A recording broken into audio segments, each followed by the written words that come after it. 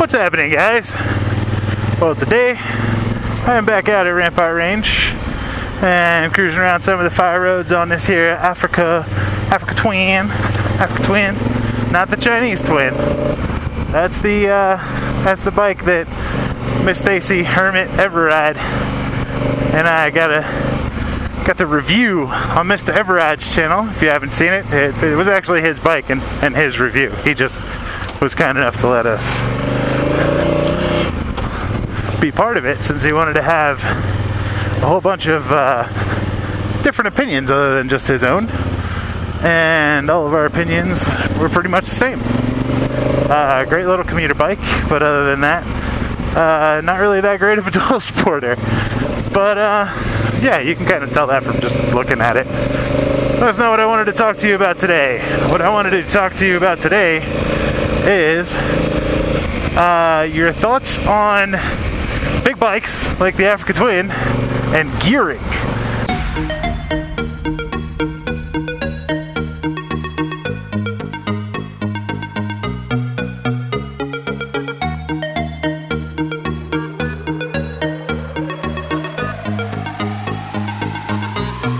I know we have a lot of new people on the channel, and I know that the Africa Twin has brought in a lot of new people, and I don't know. Alright, let's just have an honest conversation here for a second, since the new people are going to be watching this, since it's going to have Africa Twin title, and hopefully the old people are going to be watching it because it's a CDS video.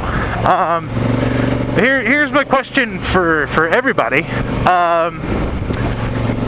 What do you guys think about the channel? I really enjoy making videos on Xena and riding with Miss Stacy, and they're not Africa Twin videos, and the Africa Twin videos are obviously getting 10 times the views than the Africa Twin videos. So I guess this is mainly pointed towards you Africa Twin people. What do you guys think? I know how it works. I know a lot of you were like searching for Africa Twin videos. You found me riding one, and then you were like, oh, this guy, his channel is going to be centered around the Africa Twin, and that's not the case. This channel for the last 3 years has been centered around the DRZ400S, and my completely learning how to ride a motorcycle. I had never ridden or didn't know how to ride before I got that bike. So in 3 years, I've kind of documented all the trails that I can in Colorado, and my process of learning how to ride a dual sport motorcycle both on and off road with zero experience. So, you know, I'm not going to make this channel just an Africa Twin channel. That's not what I want to do. I still want to document my riding and my rides regardless of where they are. But I hope you guys are cool with that, and I hope that you know, if you guys found this channel through the Africa Twin, you guys will join the channel, not just the bike, and be part of the community and stick around and watch all the videos and, you know, take part. I have a great little community. I mean, we hit 5,000 subscribers right before I got the AT. So any growth from then, I can't really attribute to anything, because it could be from the channel and generic views, or it could be to people searching the Africa Twin. I thought that, see, on Xena, that would have been going down to second gear, and it was going down to first. I was too low. I thought I was in third, and I wasn't, because this bike's just got such a freaking wide second gear. It's crazy. She gets loud, but whoops, end of the road. So yeah, I hope you guys will, you know, sort of take part in the entire community, not just, you know, not just the Africa Twin videos, because it's all about adventure motorcycling. It's just not all about the Africa Twin. For a while, it's probably going to be all about the Africa Twin, because she's my new girl, and you know, that's what I'm riding the most. But over the winter, we're going to be going back to our usual, which is taking trips to places where they're, jeez, fucking Bronco, man. Jeez, washboards. Is going to be taking trips to places where we have to trailer the bike, because obviously in Colorado it snows.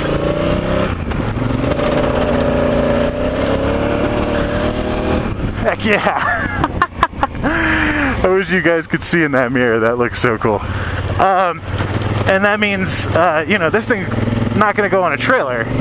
Zena's going to go on a trailer, and we're going to go ride trails and stuff. So what I want to do is set expectations and make sure that this channel just doesn't, make sure that, you guys don't end up with a dead channel with a whole bunch of subscribers looking for Africa Twin videos and then mad when there's a whole bunch of DRZ videos. So yeah, like I said, set expectations, make sure everybody's on the same page, and I hope that saying that doesn't lose me a whole bunch of subscribers, but if it does, it does. I mean, that's what the channel is. Hell yeah. Woo! Yeah. Okay, so back to what I actually wanted to talk about, which is gearing on the Africa Twin.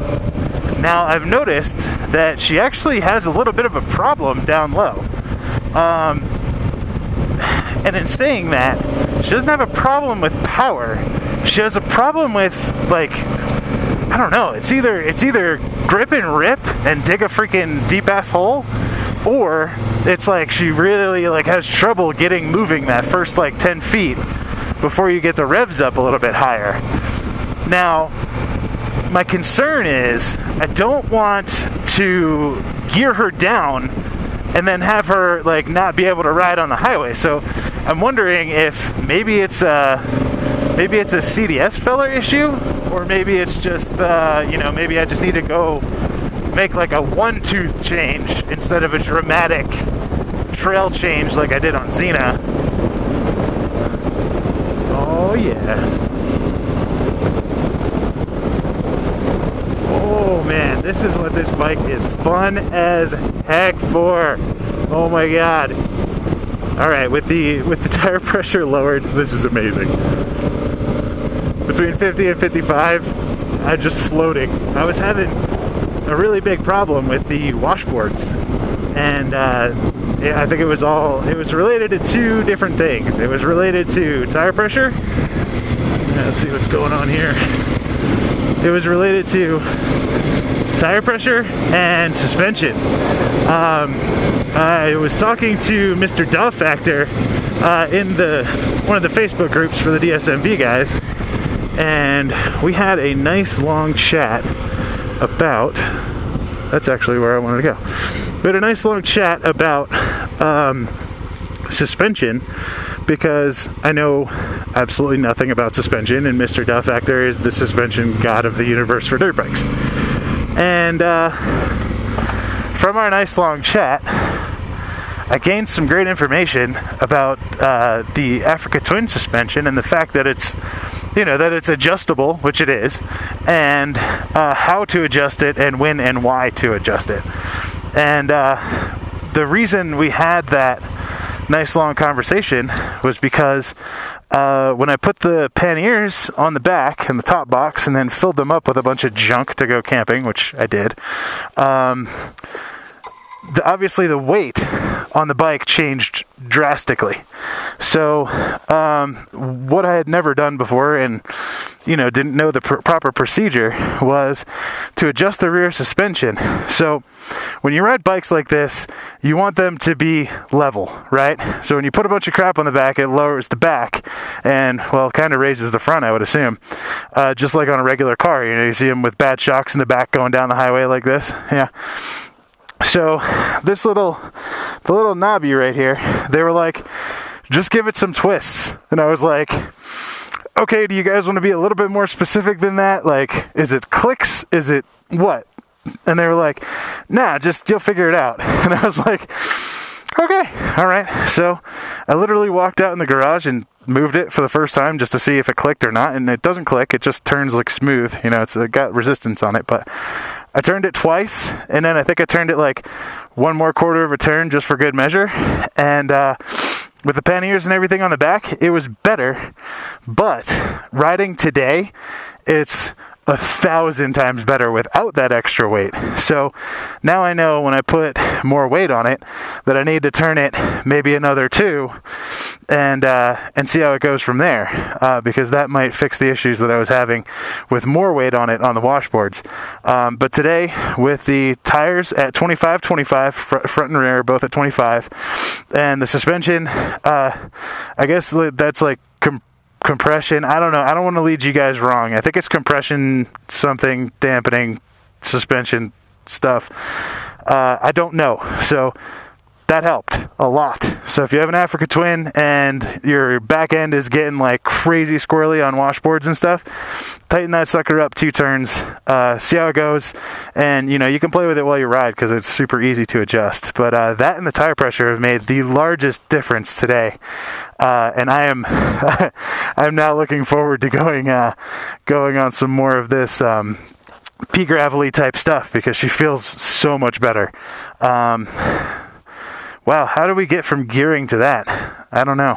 But it's just I haven't been able to ride this bike a whole lot, and when I ride it, I need to get it all dialed in and figured out, and I hope you guys are enjoying taking part in that, because this is kind of the experience that you go through when you move from a small little bike like the DRZ. I consider it a small little bike to a big 500-pound 1,000cc monster that you're riding at Rampart Range in the pea gravel and stuff. But yeah, I think I'm gonna find me some shade and have me some lunch. What do you guys say? All right, I'll catch y'all later. Peace.